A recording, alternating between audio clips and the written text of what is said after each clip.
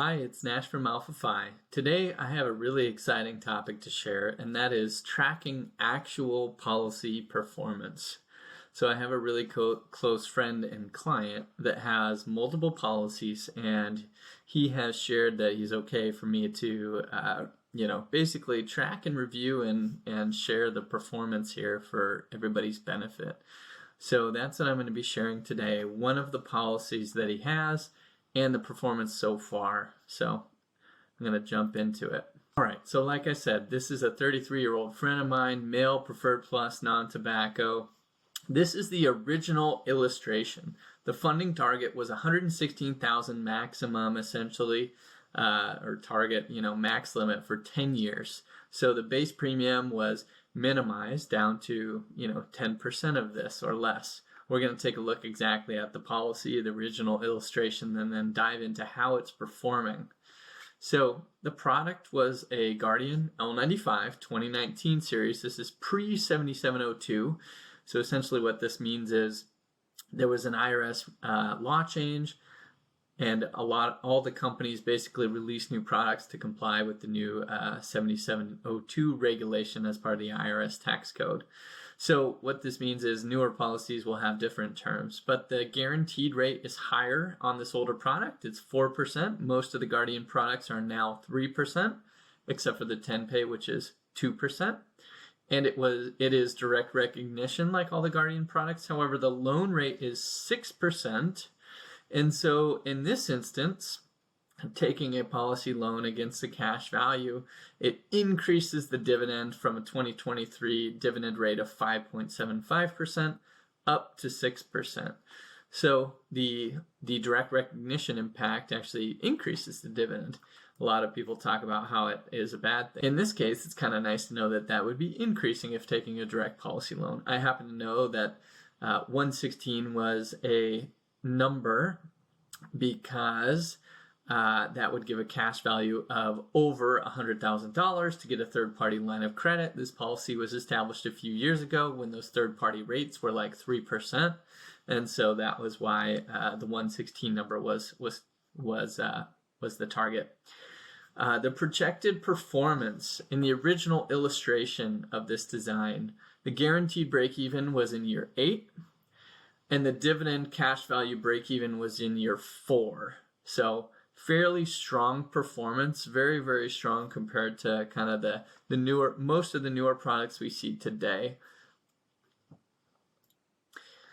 And then just tracking the current performance. So the funding was actually maximized. So you can do this with longer funding Guardian products where you actually utilize some of the MEC space in early years, and then you can to comply with the MEC laws, basically can't fund as much in the later years. So 170,000 years 1 and 2, or about there, is basically right around there. We'll look at the actual numbers, and then the target that it's currently in policy year 2. The target for years 3 through 10 is about $100,000.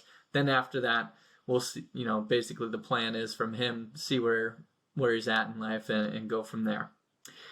The projected performance with an in-force illustration, taking the actual funding outlay and what's going on in the policy performance, the guaranteed break-even, let me say that again, is year 5. So from year 8 down to year 5.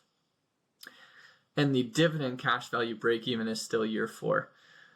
That is amazing, this guaranteed cash value break-even. I think, to me, what this says is the power of paid up additional whole life contributions is so powerful from a flexibility standpoint, but also getting immediate cash value and having the guarantees really, really strong performance, because those are paid up contracts. They're guaranteed. As soon as you buy paid up additional whole life insurance, it's its own mini policy contract, paid up insurance right there, generating immediate cash value and has strong guarantees.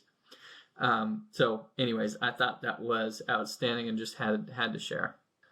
Now we're going to look at the original illustration. So 116K, total out of pocket from years 1 through year 10. So we have that base policy premium here being just over $10,000, basically 10% of the total outlay, and then the rest going into paid up additions, which also covers the 1-year term cost for this design. So basically a 90-10 split for the original illustration. We see here, as I had on the summary, we have the total outlay being for 10 years, then 0 thereafter, and the break-even point on the dividend scale being 466,063. You see the total out-of-pocket here at this point in year 4 being 464. So this is the break-even point. We have more cash value, access to more cash value than we have put into the policy out of pocket. Okay, then we have the in-force illustration.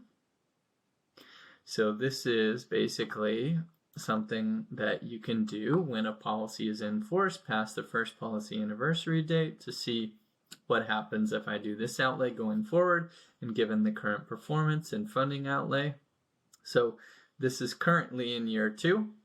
The cash value in his policy with access today is $321,419. And at the end of year, with the dividend, it will jump to $325,641 with the declared dividend rate of $5.75. Then, if we take how much has gone out of pocket and how much more is being funded, the break-even point is right here in year 5. And we're going to jump over to Excel to see that. And the dividend scale break-even is already in year 4. So pretty amazing performance. Let's jump over to how we are tracking this. So this is the in-force illustration values. This is the minimum payment, including the base premium, plus the scheduled PUA, which includes the 1-year term. This is the actual outlay. So in year 1, $170,459 total paid into the policy. There's basically 2 places your money can go into these policies. 1 is to base premium, buying whole life insurance, and 2 is into PUAs. So the 170 was broken up on a percentage basis as 7% going to base premium, 93% going to PUA. So really maximizing what's going into the paid up additional whole life insurance. And you can see that it was a basically 10% charge in year 1, or 90% coming back into cash value in year 1. So that's really strong. Normally we see anywhere in the mid 80s, 80 to 90%, normally around 84%, but this is really strong. And what can happen if you really juice up those PUAs. Plus the older Guardian products had less PUA loads or fees, essentially. They now have the option to have a higher load or a lower load, which essentially will give you shorter term cash value performance preference or longer term cash value performance preference. The big difference is, how much they can have for working capital to invest and generate returns for the company and policyholders. So 10% going to fees, 90% coming back to cash value in year 1. That is amazing. Let's look at how that compared to the original. So on a non-guaranteed basis, with 116 going out of pocket, 102 coming back to cash value. So let's do the math here. 102,377 divided by 116. So 88% was still really strong original projections, but since we maximized those PUAs, it bumped up to 90%. Really, really strong.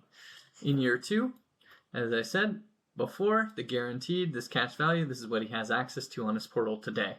The dividend is paid at the end of the year, so the difference between the guaranteed and the dividend scale is this end of year dividend of $4,222.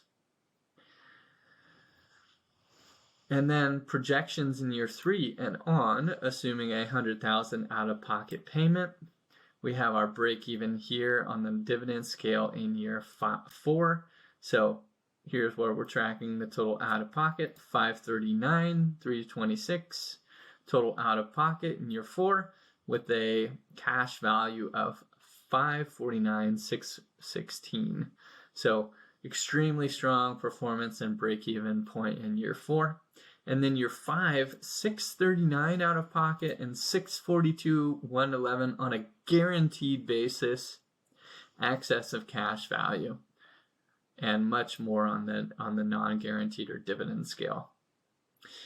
Then you can see the hypothetical funding from year 10, year 11 on. He'll decide what he wants to do at that point. We're not illustrating a reduced paid up at that time. It's only illustrating a premium offset. Reduced paid up cuts the base premium. The policy becomes paid up. No more payments can be made in, and it may drop the death benefit down because we're no longer paying those premium payments. And what that does is it'll bump up this IRR even further, which is essentially the growth rate of the cash value and the death benefit.